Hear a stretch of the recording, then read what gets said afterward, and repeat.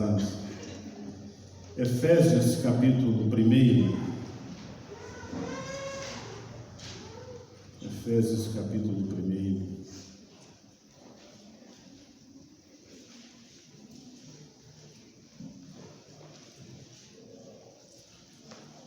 O pessoal está orando ali embaixo, qualquer coisa, concentre-se aqui, tá, meus irmãos?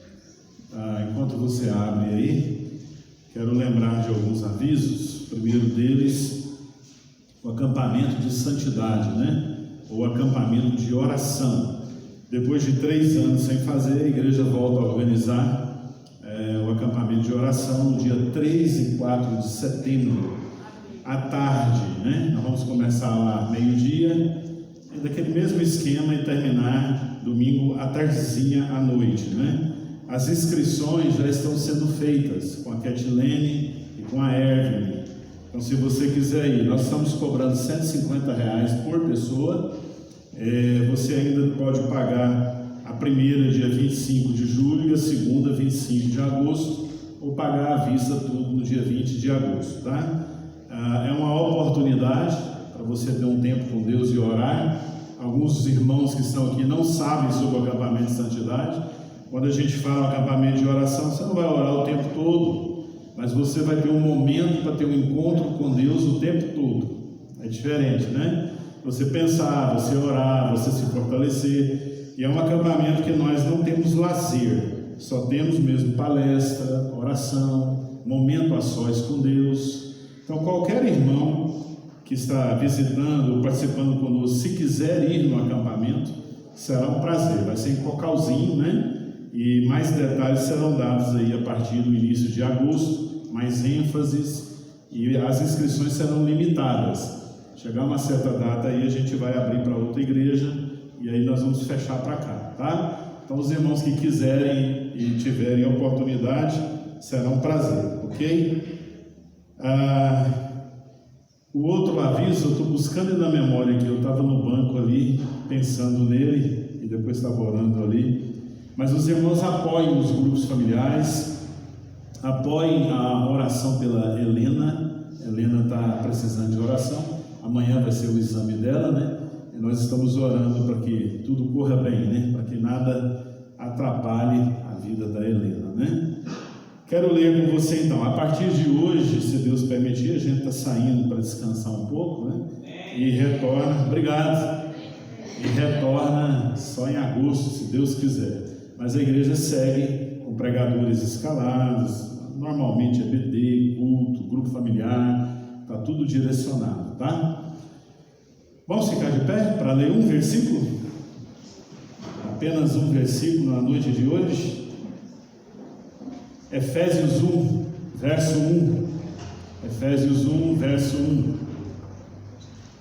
Paulo, apóstolo de Cristo Jesus, pela vontade de Deus, aos santos que vivem em Éfeso e são fiéis em Cristo Jesus. Novamente, Paulo, apóstolo de Cristo Jesus, pela vontade de Deus, aos santos que vivem em Éfeso e são fiéis em Cristo Jesus. Pai, obrigado pela tua palavra. Obrigado porque o Senhor falou na hora do louvor, na hora da oração, e o Senhor há de continuar falando aqui também. Repreendemos em nome de Jesus toda artimanha maligna que se levante contra a tua palavra. Agradecemos ao ministério dos anjos, o qual diz a tua palavra que a eles são determinadas ordens, e eles estão no nosso meio executando as ordens de Deus a favor daqueles que herdam ou vão herdar a vida eterna. Muito obrigado, cremos nos agentes ministradores da tua ação, do teu comando. Cerca a igreja com a unção de Deus, renova a nossa vida, abrimos nosso coração e nossos ouvidos para ouvir a tua voz. É função nossa abrir, e nós abrimos, estamos dizendo: seja bem-vindo, Espírito Santo.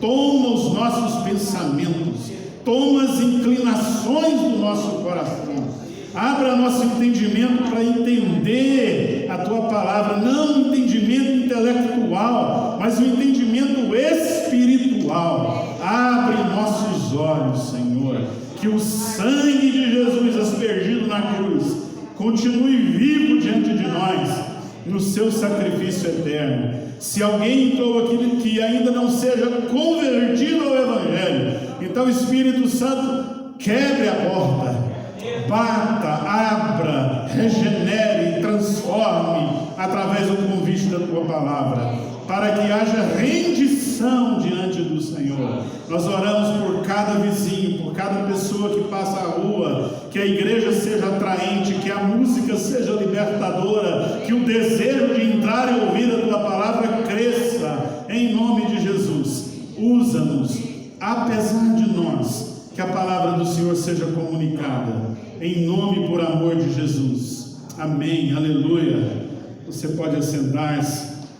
Agradecemos quem vai ouvir também pelo YouTube e está acompanhando a gente aí, né?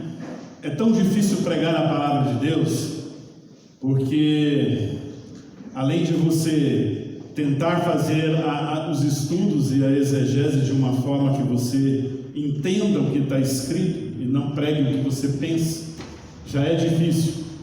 Segundo, que quando a gente está preparando, Deus fala demais com a gente, e tem hora que você se pega pregando sozinho no seu escritório, ou orando e falando com Deus. Mas quando você chega para cá, você tem que estar conectado, porque às vezes nem sempre a palavra que Deus dá no escritório é a que Ele quer para o momento. Então você tem que estar ligado com o momento para tentar fazer você entender alguma coisa. Deus falou muito no meu coração. Vou voltar de novo a amassar barro e bater nas mesmas teclas, a fim de que a palavra de Deus fique no nosso coração, né? Na carta aos Colossenses, fazer uma introdução para você entender o que eu quero, capítulo 1, verso 13 e 14, lá está escrito pelo mesmo autor da carta de Efésios, que Deus, que Cristo Jesus, nos transportou, fez um transporte conosco, do reino das trevas para o reino do Filho da luz do seu amor. Diz que foi Deus quem tirou todos nós, em potencial aqui nessa noite, do reino de trevas, e foi Ele quem nos transportou. Pega de um lugar, se eu quiser transportar o gasofilácio, eu tenho que pegá-lo e levar para o outro lado, não é isso? Nós somos carregados, houve um transporte, e foi Jesus quem fez isso. Lá em Colossenses 1, 13 e 14 vai dizer: esse transporte não é um transporte de lugar, como se eu pegasse o gasofilácio e colocasse lá. É um transporte de mentalidade, de posição espiritual. É um transporte de redenção, de remissão de pecado. Aconteceu no mundo espiritual porque aconteceu no mundo físico. Deus, em um momento, através de Jesus, nos transportou ou mudou de posição. Então é o maior acontecimento da história, quando Deus em Cristo fez Cristo pecador por nós e nos transportou de um reino acorrentado de trevas para um reino de liberdade, de luz e de amor. Então é um transporte espiritual. A palavra em Cristo, se você olhar o texto, vai dizer aos santos que vivem em Éfeso, em Cristo. Essa expressão em Cristo é aonde Ele fez a sua obra de libertação. Essa expressão diz que foi nele e por Ele, e não é uma mudança geográfica, mas é uma mudança de uma pessoa. Então, na pessoa de Cristo, o poder das trevas que reinava na raça adâmica caída foi quebrado, e Deus retirou você do domínio de uma escravidão terrena e o colocou em outra pessoa. Em que pessoa? Em Cristo. Então nós podemos dizer que nós estamos nele, na pessoa dele, locada a ele. Ele nos tirou de Adão e nos colocou nele. Esse é o transporte de posição. Essa expressão, se você ler a carta de Efésios de forma devocional, como eu fiz, só um olhar nela, a expressão em Cristo, nele, por ele, com ele, por meio dele, naquele, aparece 33 vezes, em 6 capítulos. E se você for em Romanos, Colossenses, Coríntios, e dar um segmento do Novo Testamento, você vai achar mais vezes. Então, o que essa expressão em Cristo significa? Essa expressão significa uma mudança de mentalidade. Eu vivia e estava em trevas, agora eu vivo e estou em luz, porque eu estou em Jesus de Nazaré, eu estou ligado a Ele. Portanto, em Cristo significa, preste atenção, um relacionamento íntimo do cristão com Jesus, uma vida transformada, resgatada, para estar debaixo do senhorio dele, uma vida onde eu me coloco abaixo de um Senhor. Ele me pôs lá e eu submeto e reconheço, entrego minha vida nele, confio nele, e a cada dia é Ele, por Ele, tudo para Ele, para a sua glória. Eu estou nele, Ele fez isso. Então, estar em Cristo dá a ideia de representação. Então, entenda, Cristo te representa, Cristo me representa. Essa ideia de representação, ela é tratada muitas vezes na Bíblia. Por exemplo, se eu disser para você, Cristo é o nosso representante, a primeira pergunta que nos vem é: quem o nomeou para ser representante? Porque quando nós votamos uma escola, ou votamos para o presidente, nós estamos votando em alguém que nos representa. Para se ter um representante, a gente tem que definir. Só que o representante, que é Cristo, foi nomeado por Deus o Pai. E aí eu quero fazer outra pergunta a você. Você confia mais num representante que é nomeado e votado por você ou pelas pessoas? Ou você confia num representante que é nomeado por Deus o Pai, que não pode errar, e nomeia o melhor possível que se pode ter? É lógico que nós confiamos naquele que nos representa, porque diz a Bíblia que Cristo veio e morreu sem pecado por nós, Ele fez pecado por nós. Então Cristo te representa. Quando Deus olha para a sua vida, Ele vê Cristo ou não vê Cristo. Diante de Deus, tudo que Deus fez está em Cristo. É por isso que essa expressão aparece muitas vezes. Paulo, quando saiu para perseguir a igreja, em Atos 9, ele tinha uma visão de que Deus era soberano, a visão do Velho Testamento da soberania e da unidade de um único Deus. Aparece então Jesus pregando, os apóstolos falando de Jesus, e Paulo começa a querer matar e destruir a igreja, uma ameaça ao Deus único e soberano. Até então que Cristo aparece para ele, ele cai por terra e entende que aquele Cristo é o mesmo Senhor do Velho Testamento. E ele começa a partir daí pregar uma visão de reino, dizer: eu estou em Cristo, nele eu vivo, nele estou crucificado, nele morro, nele ressuscito. E ele vai pregando essa mensagem o tempo todo. E aí a mensagem que se tem é que Deus deu Cristo para representar a todos nós e salvar a gente da cruz do Calvário. Por isso a cruz nos salva, se nós confiarmos no representante que fez a obra por nós.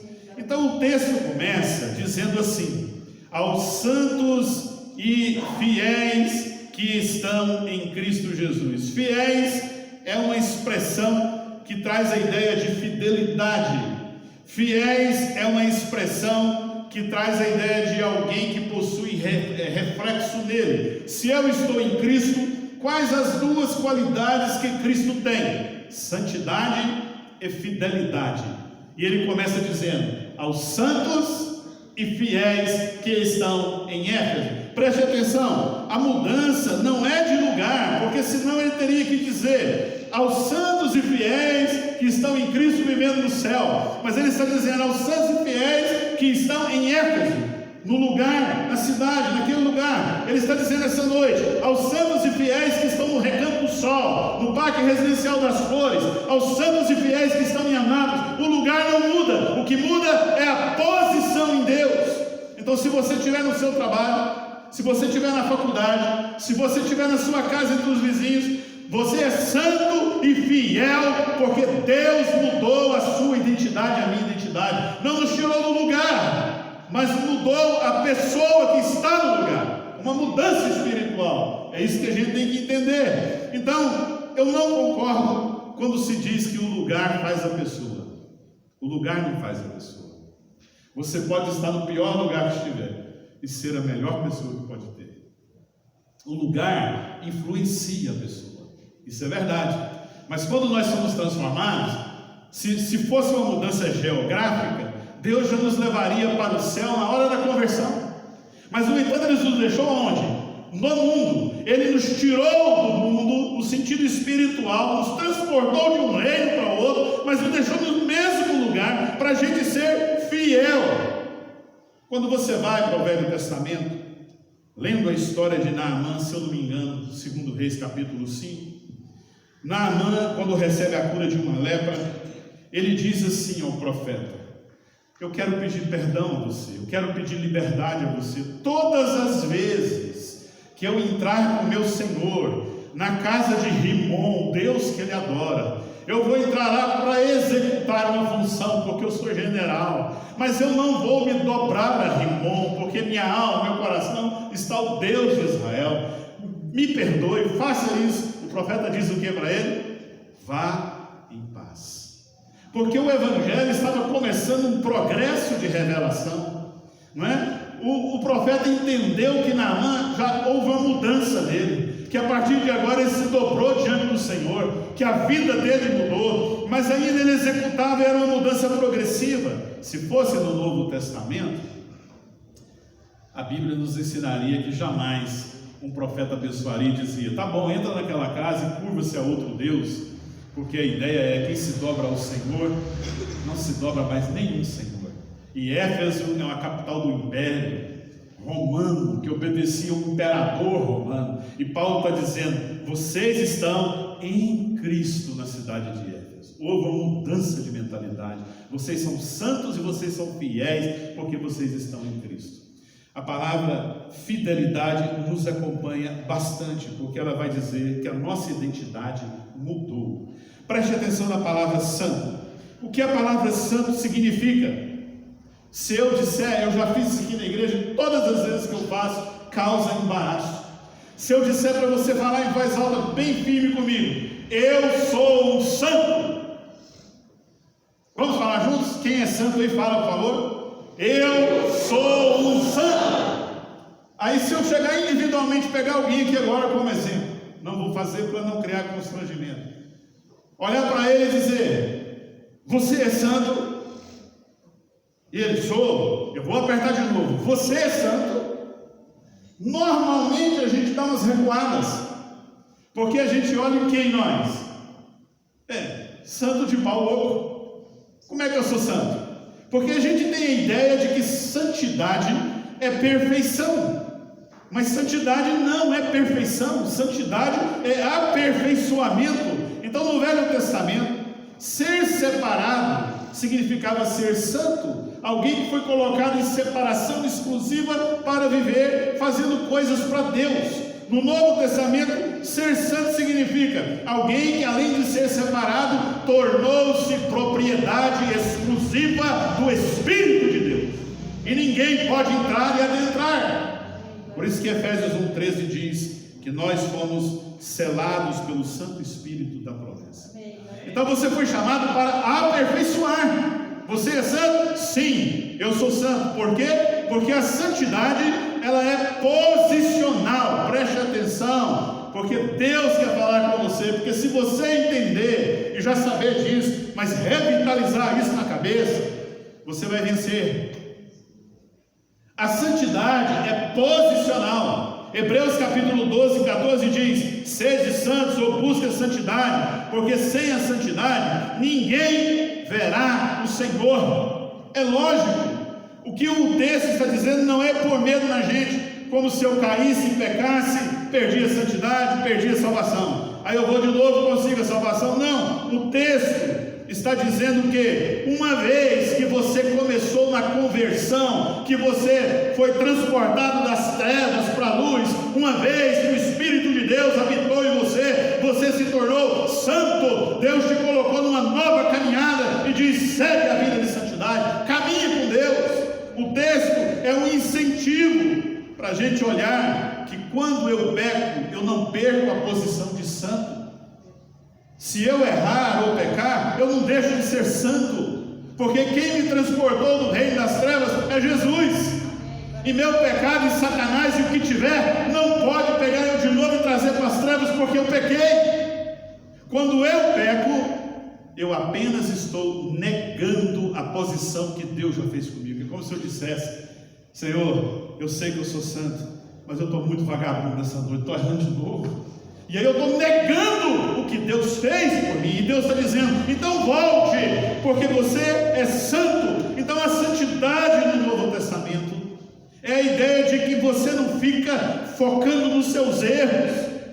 Você cai, fica frustrado, culpado: me esforcei tanto, estou empenhando tanto nesse pecado, caí de novo. Não, essa não é a ideia. A santidade no Novo Testamento é assim: porque você é santo, porque a graça de Deus te alcançou, porque a graça de Deus te renovou, porque você depende do Espírito Santo de Deus. Quando você cair, você diz de novo: Senhor, mas o que eu posso aprender dessa queda minha para não cair de novo? Deus, porque eu sou santo, minha posição está em Cristo Jesus e o diabo não pode me tocar, a não ser que eu dê legalidade.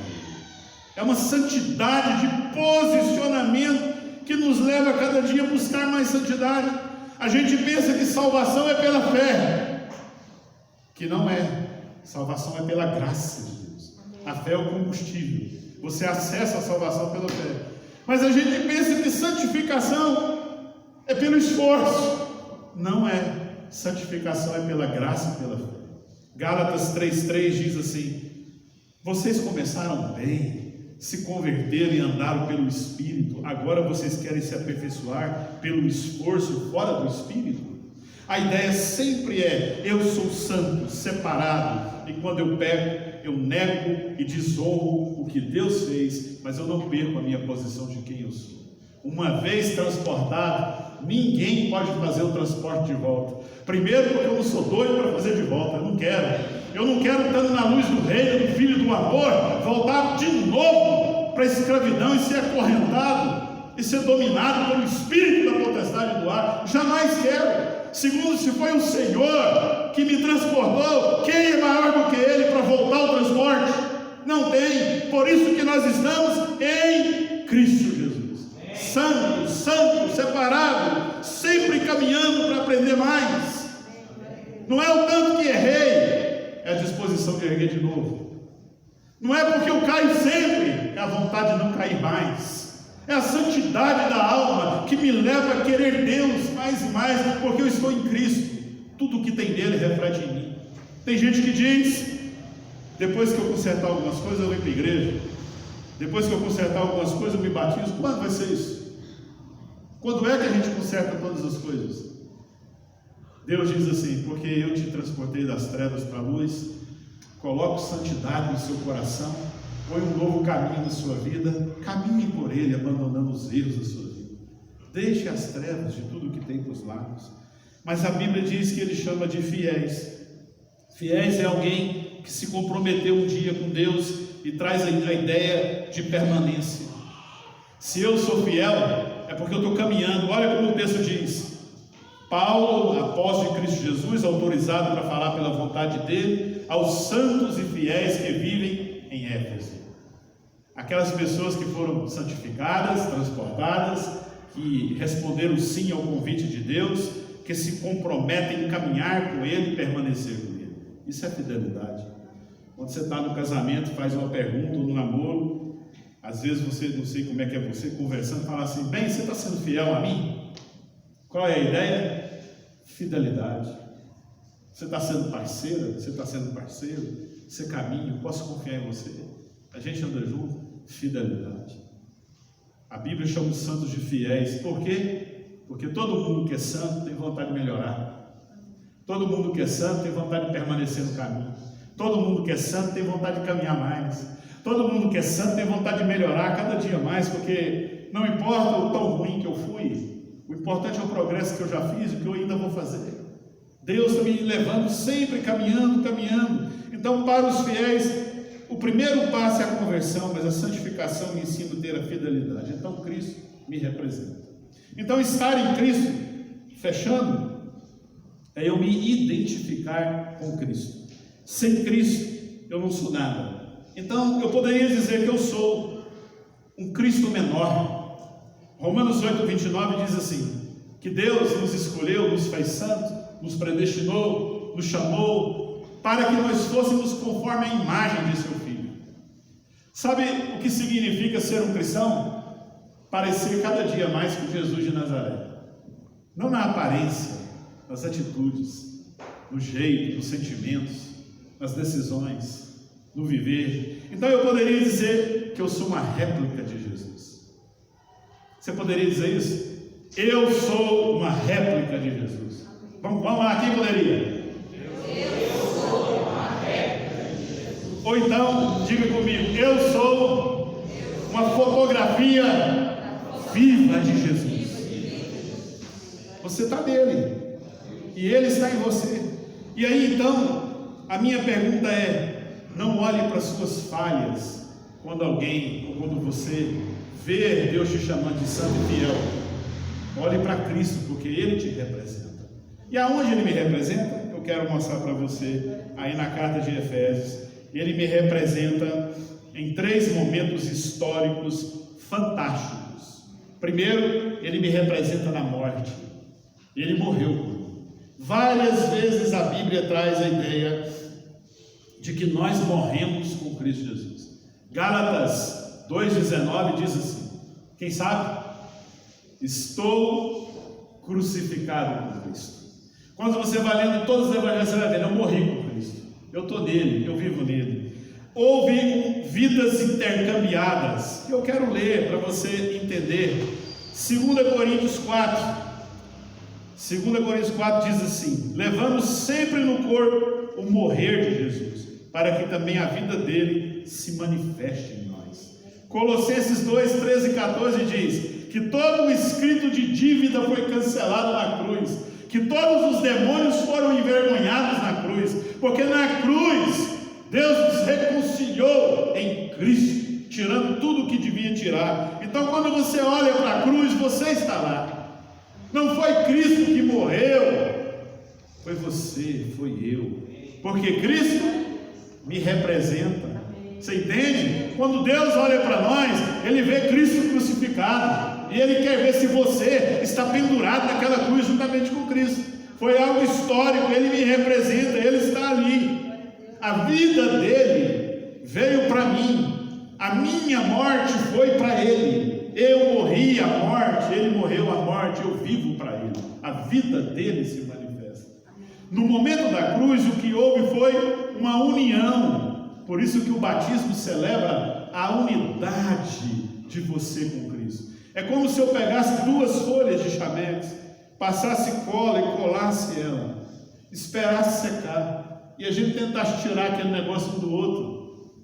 Eu e você estamos em Cristo. Lembra da oração de Jesus em Evangelho de João 17? Pai, eu e o Senhor somos um. Permita que eles sejam um, como eu e o Senhor somos um. Entende? Na visão da Bíblia, aonde Cristo estiver, eu estou. Não tem jeito de separar mais um cristão de Cristo, porque eu estou em Cristo. Ele me transportou. Então eu morri por Ele. O segundo fato histórico, Efésios 3:20 vai dizer, eu ressuscitei com Ele. Por que nós acreditamos em ressurreição, meu irmão? Eu não sei se todos aqui acreditam, mas eu já perdi alguns entes queridos, e quando a gente o vê ali no caixão, ou prestes a enterrar, eu sempre bato no peito, na hora de sepultar, e digo assim para Deus, obrigado pelo meu querido, e até breve, até o dia da ressurreição, porque a morte não pode deter a nossa vida e a ressurreição, porque o poder da ressurreição de Cristo causou vida na podridão, e ela começa de dentro para fora, e a ressurreição de Deus muda a minha situação, garante o meu futuro, porque eu estou nele, é por Ele, para Ele, não tem como separar Cristo de mim. Então se eu morri com Ele, se eu estou nele e Ele ressuscitou, eu ressuscitei com Ele. Efésios 3:20 diz que o poder da ressurreição habita em nós. De repente você entrou aqui hoje aprisionado por algum pecado que você mesmo deu legalidade, que eu mesmo dei legalidade, e você diz, mas eu não sou um santo. Sim, é, mas um santo que muitas vezes não caminha a estrada que Deus te pôs, um santo que pega a esquina e o retorno e quer voltar, e nega a posição que Deus te colocou, e aí o diabo entra com um monte de coisas. Talvez você esteja perguntando, esse pecado é muito forte. Não, ele não é muito forte. O poder da ressurreição, o Espírito de vida que ressuscitou Cristo do túmulo, habita em nós, no nosso interior, e Ele ressuscita, e Ele quebra o poder de trevas, e Ele quebra o poder de demônios, e Ele causa vida, e Ele tira a podridão da nossa vida. Clame ao Espírito de ressurreição, diga: Senhor, eu te pertenço, o Senhor ressuscitou, há esperança para mim, e o poder da ressurreição começa a operar na sua vida e na sua mente, e as podridões de pecado vão sendo estampadas pelo sangue de Deus. Eu estou nele, morri com ele, ressuscitei com ele.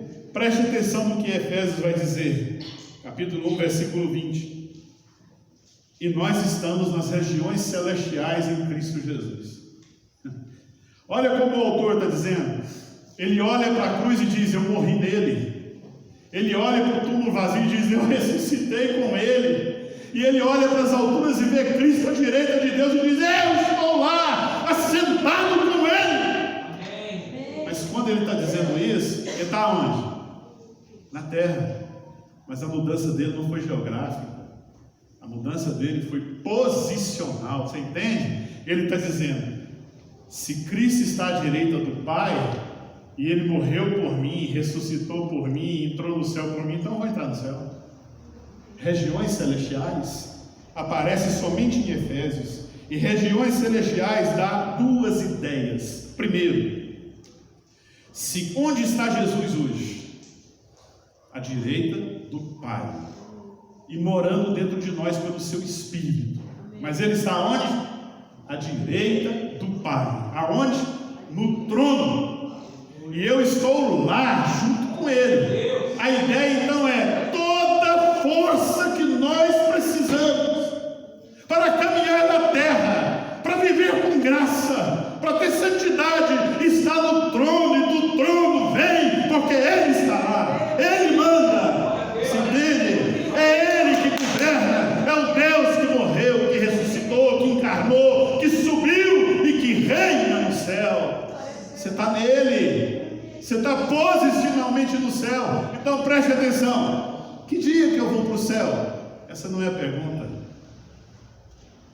A resposta é: eu já estou no céu.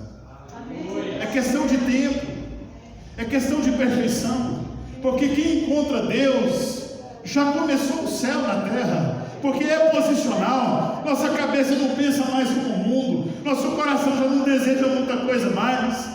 A gente olha para o céu, a gente olha para o alto, Cristo está lá nos representando, Cristo vai vir, toda força. Logo, quando você estiver desanimado, quando você estiver angustiado, tira os seus olhos do problema e olha para o céu, olha para o trono, olha para Cristo. É dele, por ele, para ele, todas as coisas dele. Ele não faz obra incompleta. Você poderia pensar: Jesus virá nos buscar? Sim. Por quê? Porque o Espírito dele habita em nós. Ele é inseparável de seu Espírito. Ele colocou o bem mais precioso dentro de nós, para dizer para você assim: o que eu faço, o que eu prometo, eu cumpro. Eu morri, eu ressuscitei, eu subi, eu volto para te buscar, porque você é cidadão dos céus. Deve ser por isso que o apóstolo Paulo escreve assim na carta aos Colossenses, e eu quero ler para você, Colossenses 3: portanto, se vocês foram ressuscitados juntamente com Cristo, vocês foram? Misericórdia ou amém? Quem aqui foi ressuscitado com Cristo? Então se você foi ressuscitado com Cristo, busque as coisas lá do alto, onde Cristo vive, assentado à direita de Deus. Pense nas coisas lá do alto e não nas que são daqui da terra, porque vocês morreram. Olha o que diz o texto: morreu aonde? Na cruz, quando Cristo morreu. E a vida de vocês está oculta, escondida juntamente em Cristo. Quando Cristo, que é a vida de vocês, se manifestar, quando Ele vier, nós manifestaremos com Ele em glória. Então dá para entender? Cristo me representa. A segunda ideia da região celestial é que Cristo sempre nos conduz em triunfo. Então é uma ideia assim, que mesmo eu estando no mundo geograficamente, eu já saí do mundo há muito tempo. Dá para você entender? A ideia regiões celestiais é assim, eu estou retirado do mundo em Cristo. É questão de tempo. A perfeição é questão de tempo. É que hoje na terra, o demônio, ou a porta do pecado, é a mesma coisa de Caim e Abel lá, né? O demônio sempre fica batendo na porta do fundo da sua vida para jogar na sua cara o que você fez. Ele chuta na porta da frente e corre para a porta do fundo para te dizer que você não merece, que você isso, que aquilo. É questão de tempo a nossa luta, porque o poder desse domínio terreno já foi quebrado em Cristo Jesus. É questão de tempo o céu, é questão de tempo a santidade, é questão de tempo a perfeição. Mas nós caminhamos de olho no céu, porque nós somos cidadãos dos céus. Tudo que nós precisamos está em triunfo para nós. Eu quero concluir. Efésios 1:3, você pode ler, está aí. Vai dizer assim: que Deus nos abençoou com toda sorte de bênçãos espirituais nas regiões celestiais. Em quem? Em Cristo. O que o apóstolo está dizendo é: porque Cristo fez a sua obra de morte, ressurreição, porque Ele se acendeu, porque Ele está à direita do Pai, porque Ele venceu a morte, porque Ele venceu as trevas, porque Ele pisou na cabeça de Satanás. Toda bênção que você tiver vem por meio dEle, para Ele e nele. Nenhuma bênção vem fora de Cristo. Todas as bênçãos que nós temos estão em Cristo Jesus. Então não existe bênção que não seja fora de Jesus de Nazaré. Eu termino dizendo: Cristo te representa. É uma afirmação. Quando Deus tratar com você, Ele trata em Cristo Jesus. Lembra do livro do Êxodo? Deus falou assim, que o anjo que passasse e olhasse na envergadura da porta, veria algo. O que ele veria? A marca da aliança do sangue, né? E o que é que o anjo faria? Pô, essa aqui eu não posso, porque essa aqui tem a marca do Redentor. Não é isso? Quando Deus olha para você, Ele vê Cristo. Ou Ele não vê Cristo. Ele te representa. Então, por que eu não perco a minha salvação? Porque Deus não perde nada do que faz. Não sou eu que faço a minha salvação. Eu preciso nascer de novo. Mas você já viu uma criança nascer sozinha? Nascer de novo não é algo que eu faço. Quando Deus faz, ninguém pode mudar o que Ele faz. Deve ser por isso que o Apocalipse diz que a porta que Deus abre, ninguém fecha. E a que Deus fecha, ninguém abre. Você é vaso da presença de Deus. Ele te selou com o Espírito Santo da promessa. Um pecado que você fizer não vai mudar essa posição, se ela for verdadeira, se você andar com Deus. Mas ela vai envergonhar a sua vida de negar aquilo que Deus fez por você. E você vai confessar. E você vai dizer: Senhor, eu preciso ser santo. Eu preciso ser fiel, permanecer nesse caminho até o fim, porque Cristo me representa. Como eu sei que Deus me ama? Pergunta para quem está do seu lado aí: como é que você sabe que Deus te ama? Pergunta aí. Alguém poderia dizer: porque Ele cuida de mim, porque Ele me dá saúde, porque Ele faz isso, porque Ele faz aquilo. Dizer experiências subjetivas, não é isso? Aí alguém que estivesse no nosso meio, se tiver alguém aqui que sofreu muito, fala assim: mas Ele não cuidou de mim. Ele permitiu o fulano morrer, Ele permitiu a doença chegar, Ele permitiu isso, Ele permitiu aquilo. Como é que eu sei que Deus me ama? Simples. Porque Ele amou a Cristo, seu único Filho. E porque Cristo me representa. Entende? Quando Ele disse para Jesus assim: você é meu Filho amado, eu tenho tanto prazer em você. Então eu sei que Deus tem prazer em mim, porque Cristo me representa. Ele é meu representante na vida e na morte e pós-morte. Aonde eu vou, eu estou ligadão nele. ninguém me tira dele, nenhum poder. Deve ser por isso que o apóstolo diz: nem coisas do presente, nem do passado, nem do futuro, nem profundidade, nem largura, nada pode nos separar do amor de Deus, que está onde? Em Cristo. O amor de Deus está onde? Em Cristo. Aonde eu fui transportado e você foi transportado? Em Cristo. Aonde eu estou? Em Cristo Jesus. Aleluia.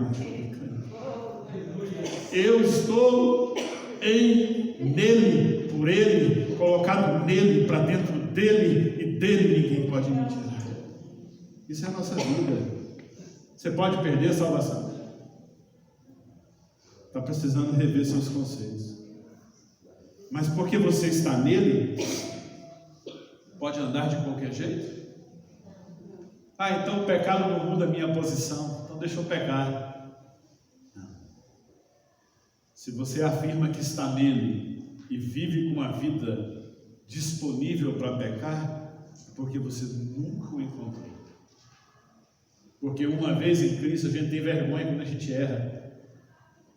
A coisa mais triste que se tem, irmãos, é chegar para alguém que a gente ama do nosso lado e dizer: me perdoe, errei de novo. E ele te perdoar, daqui uma hora você faz a mesma coisa, e você tem que chegar lá e falar o que de novo? Me perdoe. Mas a coisa mais triste que tem é chegar para Deus e dizer: Senhor, de novo eu e o Senhor aqui, e eu dizendo para o Senhor que eu não estou lendo a Bíblia como eu deveria, que eu não estou orando como eu deveria, que eu não estou andando no caminho como deveria. Senhor, de novo eu fazendo promessas e não cumprindo. Olhe para Cristo, se mantenha fiel, que Jesus de Nazaré nessa noite possa dizer assim aos santos e fiéis que estão no Recanto do Sol, que estão no Maracanã, que estão na Jaiara, onde mora mais gente aqui, que estão no Parque Residencial, que estão em Anápolis, os santos e fiéis em Cristo Jesus. Nós pertencemos a Ele, dele ninguém pode nos tirar. Amém. Evangelho de João, capítulo 10, diz que Jesus conhece as suas ovelhas, e que as suas ovelhas ouvem a sua voz, e que das mãos dele ninguém pode nos tirar. Onde você está? Quem te representa? Cristo te representa diante de Deus o Pai. Mas quem representa Cristo na terra? Quem, irmãos? Olha para quem está do seu lado e diga assim: você representa Cristo na terra, porque você é uma fotografia viva de Jesus de Nazaré. Você é uma fotografia viva. Agora pare um pouquinho. Como é que está essa representação? No seu trabalho, na sua escola, dentro da sua casa, com os seus vizinhos. Quando as pessoas te olham, qual a imagem de Cristo que elas estão tendo? Um Cristo santo e fiel? Porque vê em você alguém santo e fiel? Ou um Cristo relaxado? Longe? Entende? Cristo me representa diante de Deus e do mundo espiritual. Eu o represento na terra. Nós estamos aqui representando Cristo. Quando você entra numa casa para orar com uma pessoa, Jesus de Nazaré entrou naquele lugar. Quando você vai namorar com alguém ou vai casar com alguém, ali no relacionamento dentro do quarto, Jesus de Nazaré está ali dentro. Porque nós o representamos. Eu e ele, o nós e ele, somos ligadão, não tem como separar. Entende? Nem o diabo pode nos separar do poder de Deus. Então, quando ele te acusar, diga apenas essa frase para ele: eu estou em Cristo. Mas tome cuidado, porque ele pode dizer para você assim: mas quem está em Cristo vive a vida que você está vivendo? Aí você agradece ele por te lembrar. Se você puder agradecer a Satanás, né? E você diga assim: obrigado por me lembrar, porque é tão vergonhoso que até eu esqueci. Mas a partir de hoje eu me comprometo a quem eu sou: santo e fiel em Cristo Jesus de Nazaré. Feche seus olhos. Ele te representa. Porque eu vou entrar no céu. Porque Cristo está lá. Não é porque eu sou bom. Eu não sou bom. Porque eu consigo me manter fiel seguindo a Jesus. Porque Cristo continua vivo e fiel. Sempre Ele é bom. Toda santificação vem em Cristo. Declare isso nessa noite. Enquanto eu estou aqui falando, vai orando. Vai declarando: Senhor, eu estou em Cristo. É uma mudança de posição, é uma mudança de identidade. Nada pode nos tocar. Nós estamos em Cristo. Em Cristo. Você é santo, separado, lavado por sangue. Deus não perde nada daquilo que Ele fez. Então, a grande decisão na vida é saber onde nós estamos. Se estivermos fora de Cristo, perdoe-me, estamos lascados. Mas em Cristo, somos mais do que vencedores. Em Cristo Jesus. Pai, obrigado pela sua palavra. O que o Senhor fez no mundo espiritual, Adão não conseguiu fazer. E a gente culpa tanto Adão e a Eva, mas nenhum de nós conseguiria fazer. Mas Jesus de Nazaré o fez. Tornou-se Senhor nos céus, na terra e embaixo dela. E nós estamos nele. Nele. Porque nós sabemos que a morte não pode nos deter, porque a morte não pôde deter Jesus de Nazaré. Ele ressuscitou e nós ressuscitaremos com Ele. Porque eu sei que eu não sou aqui da terra, porque Jesus não era daqui. Então eu sei que a minha pátria está nos céus. Ah, Deus, se houver alguém perdido nessa noite em trevas aqui, é possível acontecer nessa noite um transporte espiritual, uma mudança de mentalidade. Então não é o que eu faço que me liberta, mas é naquilo que eu creio, e eu creio que estou em Cristo, por meio dele, para ele, são todas as coisas. Liberta nessa noite, Jesus, porque tem muita gente que começou bem, mas pelo caminho parou. Onde houver conversão verdadeira, a libertação verdadeira. Faz isso, Senhor Jesus. Essa igreja é tua. O Senhor morreu por essas pessoas aqui. Coloca no nosso rosto vergonha quando erramos, quando andamos em sujeira, quando não espelhamos a imagem de Jesus, quando quebramos compromissos bíblicos. Coloque em nós vergonha, arrependimento, gratidão por saber que nada disso muda a minha posição, mas eu estou negando a minha posição. Então que eu possa reassumir o controle e viver para aquele que me transportou. Ah, Deus, ninguém pode fazer para mim o que o Senhor fez. Ninguém. E conhecereis a verdade, e a verdade vos libertará. O Senhor é a verdade. O Senhor é a vida. Obrigado porque o Senhor me representa.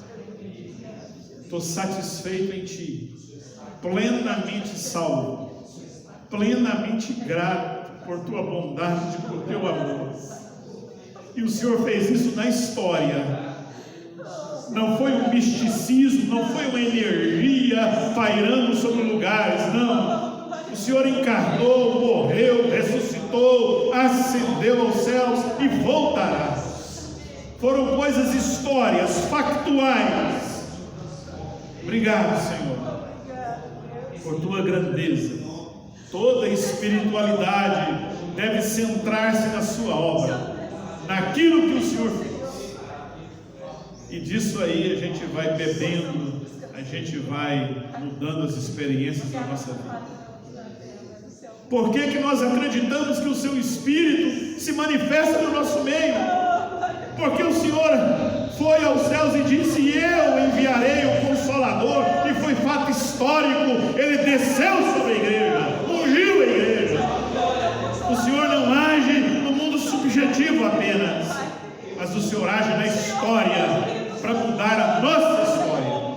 Obrigado, Senhor. Nós cremos que Teu Santo Espírito está aqui nessa noite. Convence-nos, enche-nos, transborde no meio de nós, usa-nos para a Tua glória. Se houver alguém prostrado no meio do pecado, levanta, Jesus de Nazaré. Levanta, Deus. Que haja vitória, que haja caminho, que os laços de Satanás, cortados na cruz do Calvário, caiam por terra em nome de Jesus. Faz isso, Pai. Obrigado por toda a obra de libertação que deste. Em nome de Jesus. Aleluia. Louvado seja o Teu nome. Bendito és Tu. Nós vamos adorar